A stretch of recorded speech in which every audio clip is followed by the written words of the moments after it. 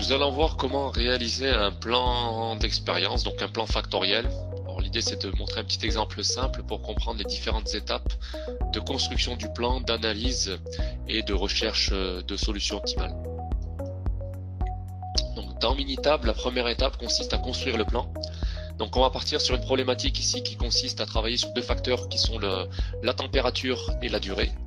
Donc c'est l'objectif de définir quelle est la température et la durée de cuisson pour une préparation pour des gâteaux.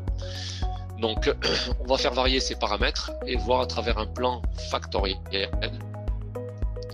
Donc le plan factoriel à deux niveaux, c'est-à-dire que chaque facteur température et durée vont être évalués entre un niveau minimum et un niveau maximum. Donc on choisit plan factoriel à deux niveaux. Le nombre de facteurs ce sera 2. Ensuite, pour pouvoir accéder aux différents boutons ici, il faut d'abord cliquer sur plan pour établir quel est le plan que l'on choisit. Donc ici, l'exemple qui est relativement simple, on n'a pas beaucoup de choix possibles, un seul ici bien évidemment, avec 4 essais pour le plan complet, donc les 2 fois 2 combinaisons, 4 combinaisons au total. Et nous allons répliquer ces 4 combinaisons 2 fois.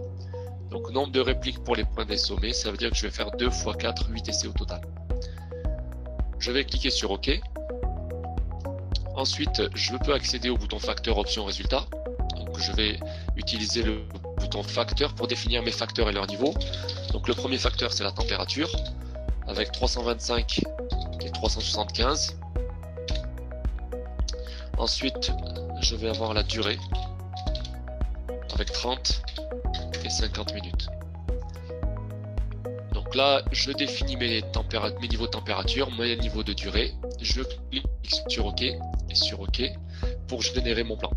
Donc sur le plan, vous avez ici le récapitulatif dans la fenêtre session qui vous indique qu'on a pris ou choisi un plan avec 2 facteurs. Le plan de base c'est 2 facteurs, 4 niveaux. 2 niveaux et 4 essais. Vous avez 2 répliques, donc un nombre total d'essais de 8. Et puis vous allez retrouver dans la feuille de travail les différentes colonnes qui permettent de comprendre, en tout cas au logiciel de comprendre qu'on est en présence d'un plan d'expérience. Donc ce sont les 4 premières colonnes. Les combinaisons associées aux différents facteurs et température et durée.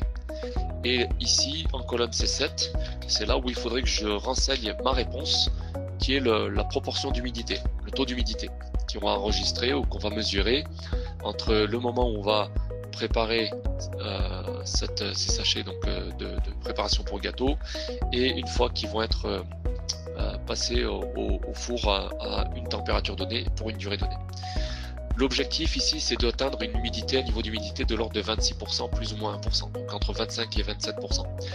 Donc on effectue ensuite les essais expérimentaux en suivant l'ordre des essais qui est ici et en tenant compte des différentes configurations qui sont testées entre les différents niveaux de facteurs. Et une fois qu'on a effectué les essais expérimentaux, on va retrouver ici, donc dans cette feuille de travail, cette nouvelle feuille de travail ici, unités qui ont été renseignées, qui ont été enregistrées suite aux essais expérimentaux. Le plan dans ces cas-là, il est prêt à être traité, à être analysé pour identifier les paramètres influents, choisir le meilleur modèle possible et à partir de là, chercher une solution optimale. Donc la première étape consiste à ajuster un modèle, donc en passant par stat, plan d'expérience, plan factoriel, analyser un plan factoriel. Je sélectionne ma réponse qui est l'humidité. Je vais cliquer sur le bouton terme pour vérifier que j'ai bien température, durée et l'interaction entre les deux qui font partie du modèle initial. J'ai pris en compte tous les éléments qui sont à disposition pour commencer. Je clique sur OK. Dans le bouton graphique, ou sur le bouton graphique, je vais avoir le diagramme des effets de Pareto qui est coché par défaut, donc je le laisse. C'est juste pour m'assurer qu'il soit bien actif. Et je clique sur OK pour générer mes résultats. Dans mon tableau de résultats, vous avez ici le diagramme de Pareto qui permet de visualiser que toutes les barres bleues qui sont classées dans un ordre décroissant et qui représentent les différents effets de la durée, la température et l'interaction entre les deux sont tous les 3 significatifs puisqu'ils sont tous au-delà de la limite rouge qui représente le seuil de significativité pour un alpha de 5%. Vous retrouvez l'illustration ici également au-dessus dans les tableaux avec les valeurs de P qui sont toutes inférieures à 5% puisqu'on travaille avec un niveau de confiance de 95%. Même chose ici. Et puis vous avez le récapitulatif du modèle qui vous montre ici par exemple que on a ici 96% de la variation de l'humidité qui est expliquée par ce modèle. ce qui est plutôt intéressant ici et pertinent. Ce qui signifie qu'à travers ce modèle-là, qui est illustré par l'équation fournie ici à travers les facteurs et la réponse, que l'on a notre modèle final, puisqu'il n'y a rien à éliminer, à supprimer du modèle, puisque tout ce qui reste est bien significatif. Je vais donc retourner dans la fonction analyser le plan factoriel, via stat, plan d'expérience, plan factoriel.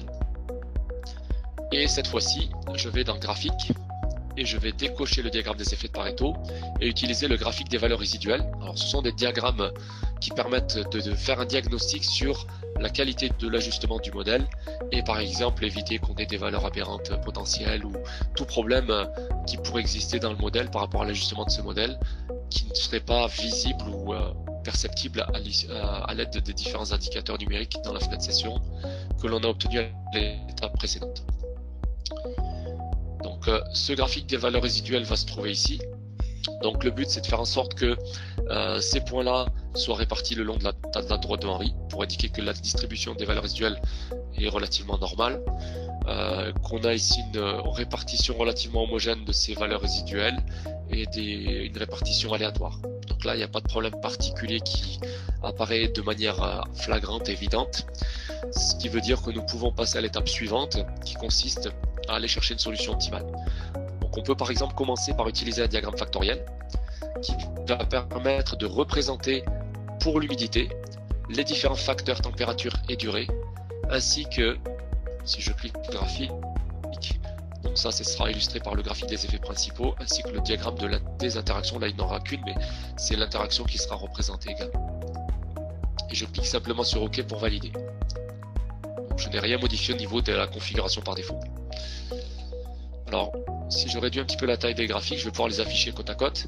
Donc là, on a l'effet de la température sur le niveau d'humidité moyen, l'effet de la durée. Donc, logiquement et physiquement, ça veut dire que plus on chauffe à une température élevée, plus le taux d'humidité va diminuer, ce qui est logique. Même chose avec la durée, plus on va chauffer longtemps, plus on aura un niveau d'humidité qui va diminuer aussi. Comme l'interaction entre ces deux éléments-là est significative, je ne peux pas tirer d'enseignement et de conclusion, en tout cas à partir du graphique des effets principaux. Donc je m'appuierai plutôt sur le diagramme d'interaction. Or ici, nous avons par exemple la durée à 50 minutes. On voit que l'effet de la température il est plus limité, ce qui est logique parce qu'on a une durée plus longue. Par contre, pour une durée plus courte, on voit que l'effet de la température il est plus important. C'est pour cette raison qu'on a ici une interaction qui est significative.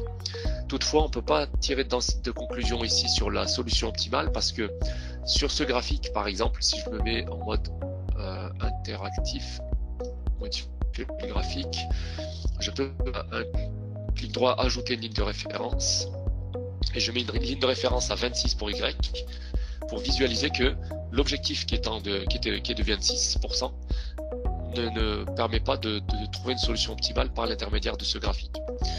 Donc ça veut dire qu'il va falloir que j'utilise une autre alternative, au moins. Donc dans le menu Stat, plan d'expérience, plan factoriel, je vais utiliser par exemple le diagramme d'optimisation, optimisation des réponses, pour chercher une solution optimale. Donc je vais sélectionner ici l'objectif qui consiste à atteindre une cible avec une valeur de 26 pardon.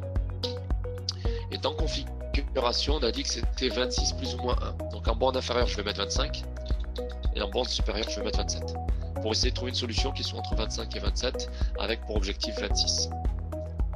Et je clique sur OK pour générer mon graphique d'optimisation. Donc il nous propose via l'équation du modèle et une solution optimale qui permet d'atteindre exactement la valeur de 26, notre objectif, pour une température de 375 degrés et une durée d'environ 33 minutes. Donc ça, c'est une des solutions optimales proposées sur la base des paramètres qui ont été fournis au départ, la solution en question, et ici vous allez retrouver l'intervalle de confiance à 95% de l'humidité moyenne pour cette population en fonction de la configuration en rouge, 375 degrés 33 minutes, et l'intervalle de prévision qui va me dire que chaque essai que je ferai sous cette configuration là, j'ai 95% de chance d'obtenir une réponse qui est l'humidité, qui sera comprise entre ces deux valeurs là, 20,38 et 31,62.